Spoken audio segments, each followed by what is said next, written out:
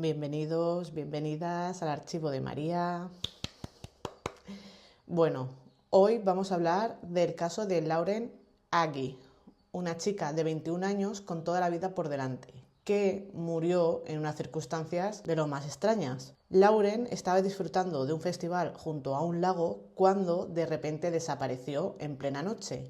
Al día siguiente la encontraron flotando boca abajo en el agua, sin vida. Desde el principio, la oficina del sheriff del condado de DeKalb aseguró que lo suyo había sido un accidente. Según su versión, Lauren cayó por un acantilado mientras iba bebida y acabó ahogándose. Caso cerrado. Pero lo cierto es que muy poca gente se cree esa historia, aparte de la policía, lógicamente. Hay demasiados detalles raros, demasiadas preguntas sin respuesta y una sensación general de que ahí hay algo más que no cuadra. ¿De verdad fue un accidente o hay algo más detrás de todo esto? ¿Algo que alguien sepa y no quiere contar? En este vídeo vamos a repasar todo lo que se sabe sobre la muerte de Lauren Agee, un caso lleno de incógnitas que a día de hoy sigue generando muchas dudas. Este es el caso de Lauren Agee. Empezamos.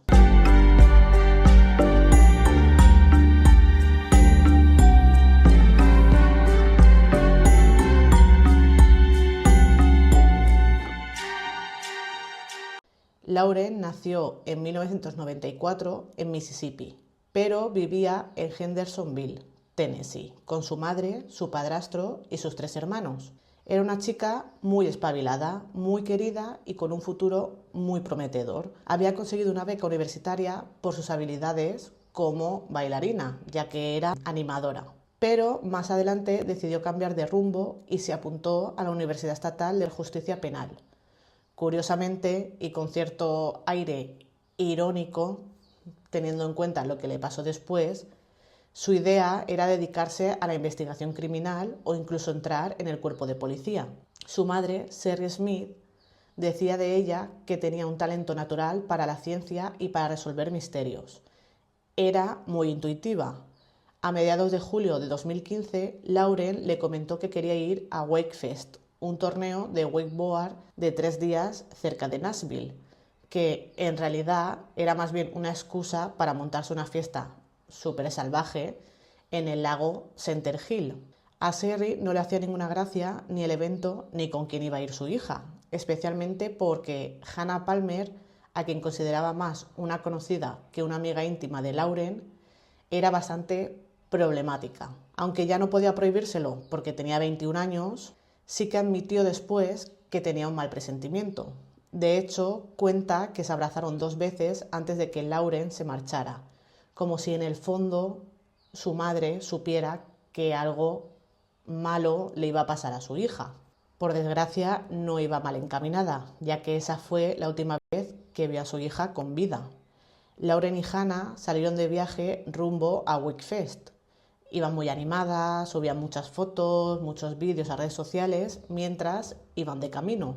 Una vez allí se encontraron con el nuevo novio de Hannah, Aaron Lilly, y su amigo, Christopher Stout. Estos dos eran unos auténticos adictos a la adrenalina y se pasaban todo el día haciendo actividades acuáticas. Para Lauren era la primera vez que conocía a Christopher.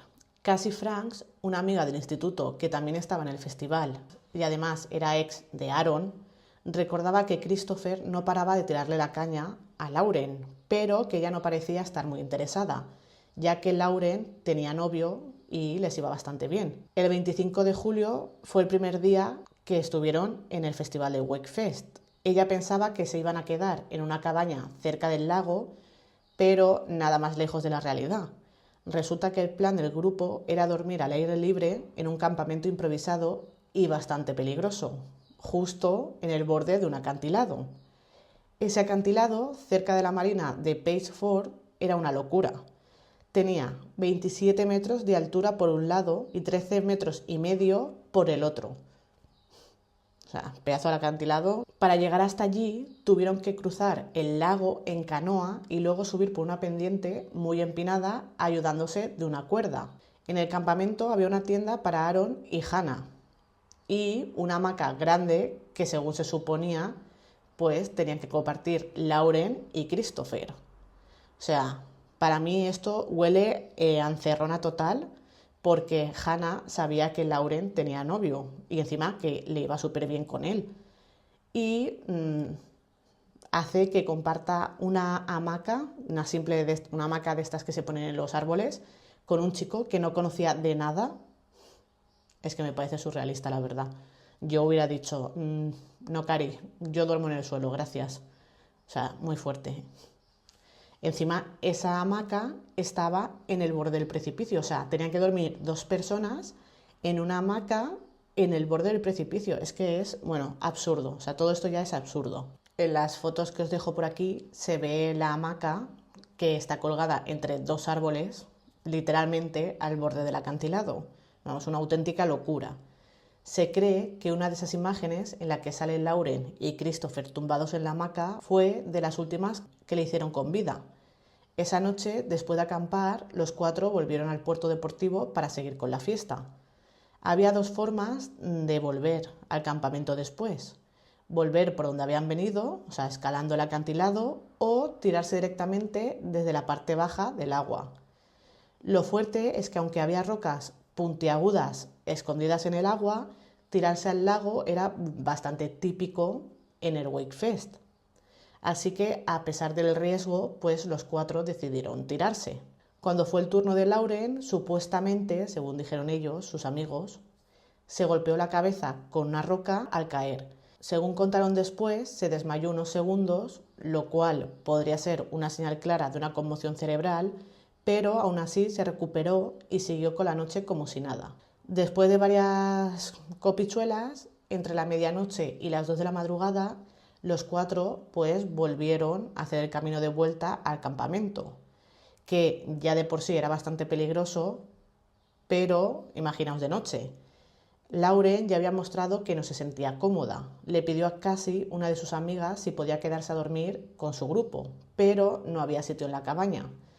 Intentó contactar muchas veces con su novio para que fuera a recogerla, pero no había suficiente cobertura, no podía hacerse con él porque la cobertura era fatal. O sea, imaginaos, están en un lago, montañas, bosque, o sea, era imposible. Cuando ella contactaba con él, él luego no podía volver a contactar con ella, o sea, no había cobertura, era imposible que se comunicaran. También le escribió a su amiga Jade, que estaba en casa, diciéndole que no se lo estaba pasando nada bien y que si podía ir a buscarla. Jade, como su novio, intentó llamarla varias veces, pero no había cobertura. Entonces tampoco pudo contactar con ella. Al día siguiente, cuando Hannah, Aaron y Christopher se despertaron, dijeron que Lauren ya no estaba por ninguna parte. Pero lo extraño es que sus cosas seguían allí, justo debajo de la hamaca. Estaban sus zapatos, su móvil, su saco de dormir, todo. Según ellos, habían vuelto borrachos al campamento y Lauren se quedó dormida en la hamaca que compartía con Christopher. Aseguran que no la vieron más después de las 3 de la mañana. Ese mismo día, sobre las 5 menos cuarto de la tarde, un pescador que estaba con su hijo por la zona del lago hizo pues un descubrimiento bastante terrorífico. En una cala vieron algo rosa flotando en el agua. Eran unos pantalones cortos. Al acercarse se dieron cuenta de que era el cuerpo sin vida de una chica boca abajo. Era Lauren, como os podéis imaginar. Avisaron de inmediato a Chris Charcot, un agente de policía que estaba trabajando como seguridad en el festival, y cuando Charcot llegó al lugar, pues intentó recuperar el cuerpo. Mientras estaba en ello, una canoa pasó remando cerca. Dentro iban Christopher y Aaron. Según cuenta el propio Yarchuk, uno de ellos gritó algo como «Oye, ¿esa es nuestra amiga?». Otro de los trabajadores en la seguridad de Wakefest era Ryan Melanson, también policía. Estaba fuera de servicio porque estaba también trabajando de seguridad. Tanto él como Yarchuk, aunque no eran parte de la policía local, decidieron ponerse a investigar pues lo que había pasado cuando se encontraron el cuerpo de Lauren. Lo que vieron no les cuadró nada. De hecho, ambos dijeron más tarde que el cuerpo de Lauren presentaba lesiones bastante evidentes. Yarchuk aseguró que vio signos de traumatismo y sangre en la parte de atrás del cuello, en el lado izquierdo y en el hombro. Incluso mencionó que le pareció ver una marca de mordedura en el pecho. Por todo lo que vio, este oficial insistió en que se le hiciera a Lauren un kit de violación, porque tenía pues dudas bastante serias de que igual le habían agredido sexualmente. De hecho, llegó a decir que sé que no se ahogó. La gente que se ahoga se hunde, y Lauren, cuando la encontraron, estaba flotando, no estaba hundida. Tanto Yarchuk como Melanson notaron algo más. Los amigos de Lauren no parecían demasiado preocupados por encontrarla. Según ellos, simplemente asumieron que se había marchado, o sea, que se había ido sola de vuelta al puerto deportivo, a pesar de que todas sus cosas seguían allí, justo debajo de la hamaca. Cuando la policía empezó a investigar a Hannah, Aaron y Christopher, las cosas se pusieron muy raras. Cada uno daba una versión diferente de lo que había pasado esa noche. Sus historias cambiaban cada vez que hablaban. Y no solo eso. El comportamiento que tuvieron tras la desaparición también levantó muchas sospechas. Dina y Harry Elder, que trabajaban en el puerto deportivo, hablaron con ellos en varias ocasiones. Ambos coincidieron en que la actitud de ellos era muy rara, incluso inquietante. Harry recordaba que parecían más preocupados por volver a casa que por su amiga desaparecida. En un momento dado, Hannah llegó a decir que Lauren se había ido con un tipo desconocido en un bote, cosa que Dina sabía perfectamente que no podía ser verdad.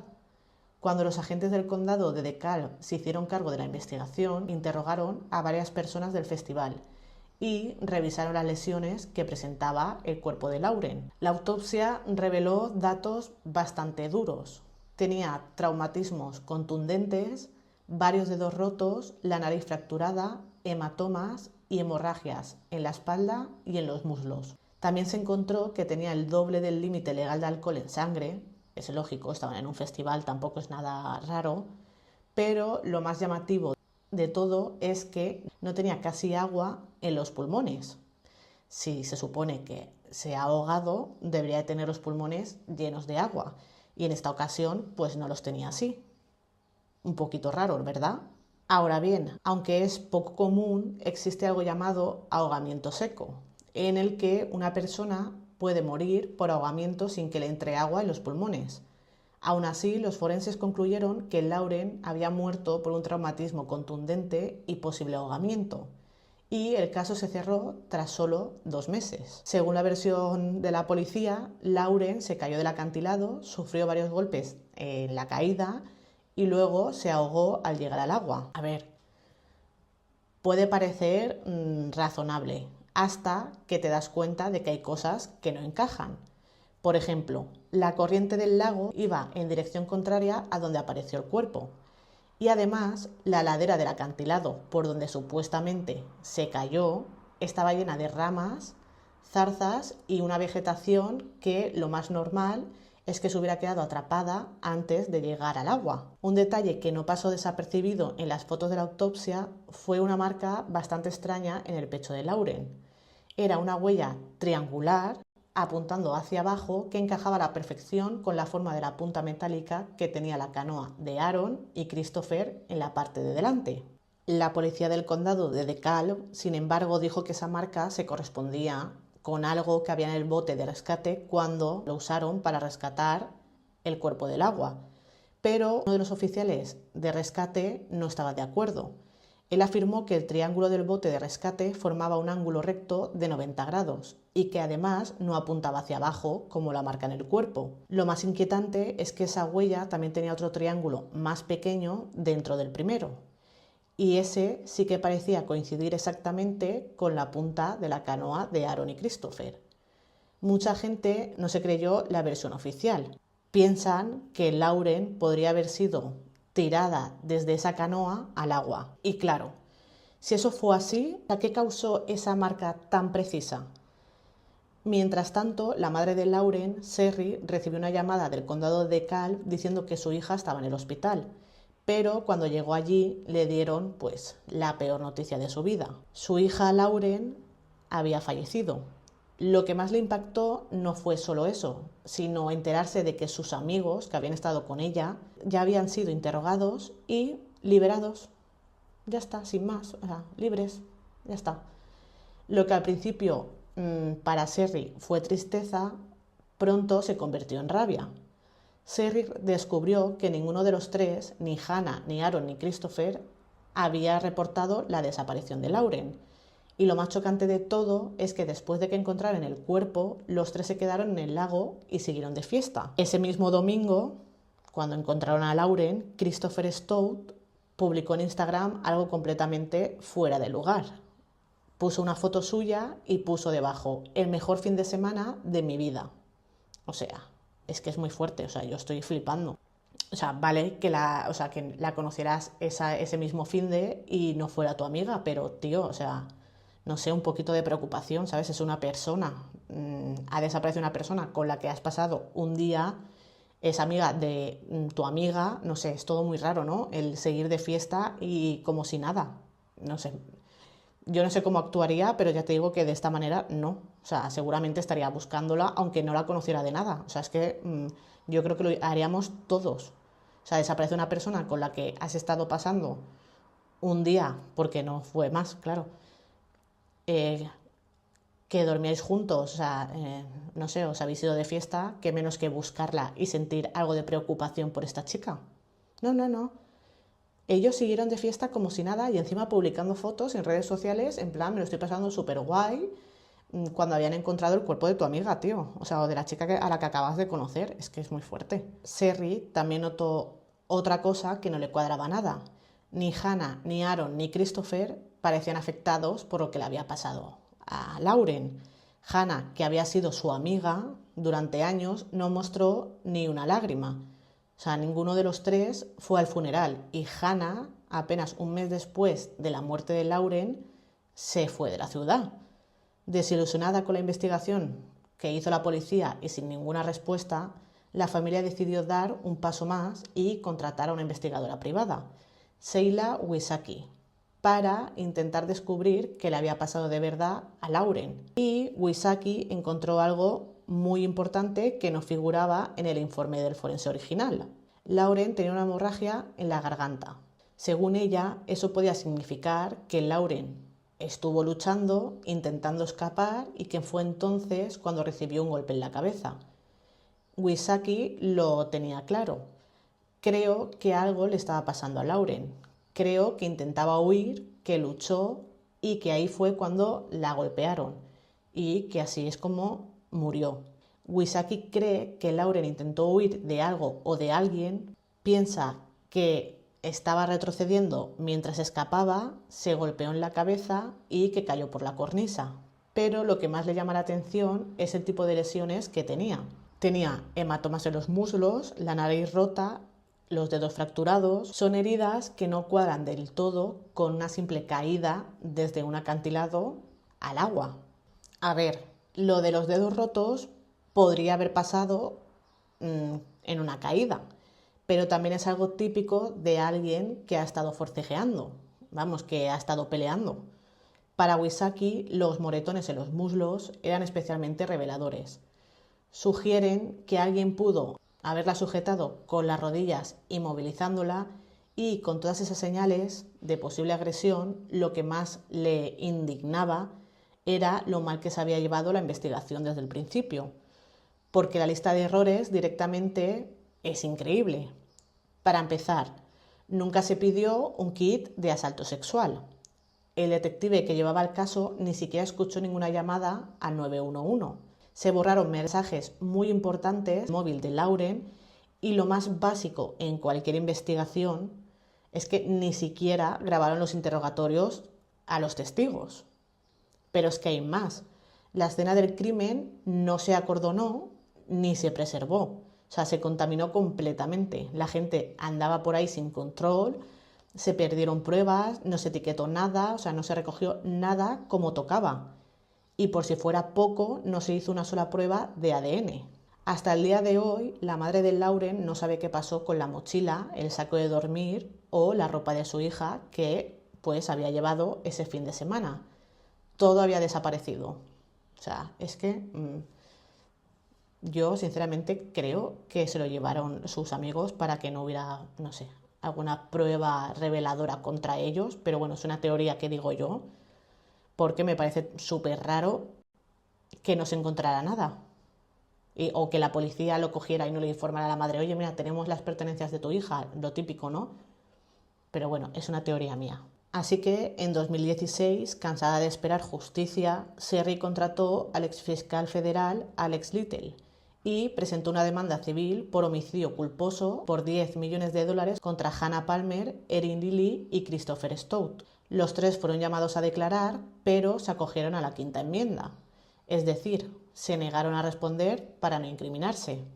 En 2017 apareció un nuevo testigo muy clave, que estaba en el puerto deportivo esa noche junto a su esposa, su hija y el novio de esta. Y en mitad de la noche, sobre las 12, vieron a un hombre nadando solo hacia el muelle. Algo bastante raro porque en esa zona de noche la gente va en barco. O sea, nadar por ahí de noche es súper peligroso. El chico llegó al muelle tosiendo agua, diciendo que casi se ahoga y preguntando por sus amigos. La descripción que dio este testigo encajaba perfectamente con la de Aaron Lilly. Y aunque eso por sí solo ya sería un dato muy revelador, hay otro detalle más. A Lauren la vieron viva en el puerto deportivo a las 2 de la mañana, es decir, 2 horas después del supuesto casi ahogamiento de Aaron. Todo esto complicaba todavía más la línea temporal y pues deja muchas preguntas abiertas. El condado de DeKalb nunca mostró el mínimo interés en reabrir el caso, ni siquiera cuando la familia y los amigos de Lauren les entregaron una petición de 10.000 firmas para que volvieran a abrirlo. Para ellos el tema estaba cerrado, siempre mantuvieron la misma versión, que Lauren se despertó en mitad de la noche, se levantó, se cayó del acantilado y se acabó ahogando en el lago. Pero claro, eso suena medianamente posible hasta que ves lo que hicieron el propio oficial Chris Yarchuk y la investigadora Sheila Wysocki.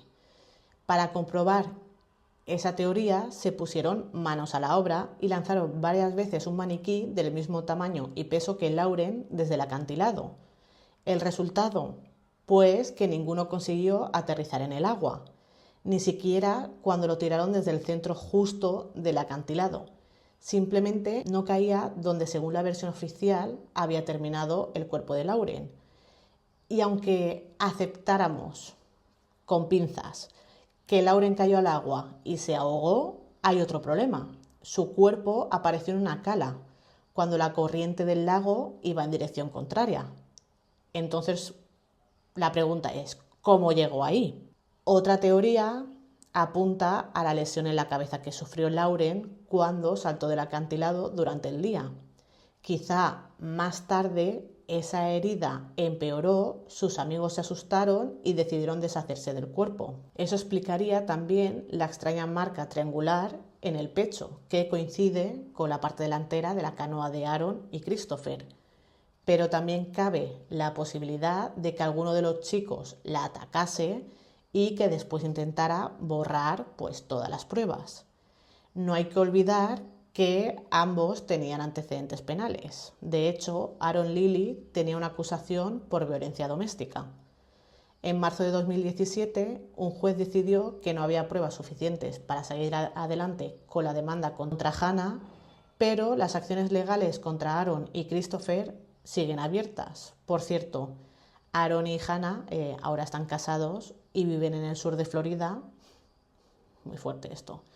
Y Christopher Stout está en prisión porque violó su libertad condicional y además tiene 2 cargos pendientes por conducir borracho. El sheriff del condado de DeKalb, Patrick Ray, y el fiscal Brian Dunaway siguen negándose a reabrir el caso, pero Sheila Wysocki no se rinde. Sigue difundiendo el caso de Lauren a través de su podcast y haciendo todo lo posible para que no se olvide. Y su madre, Sherry, tampoco piensa parar.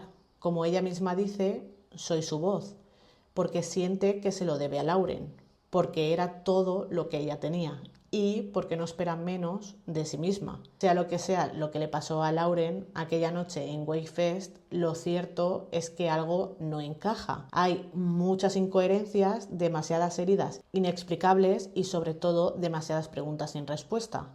Su familia no busca venganza, solo quieren saber la verdad, o sea, cómo murió su hija, porque nadie se preocupó por ella, o sea, es que no sé.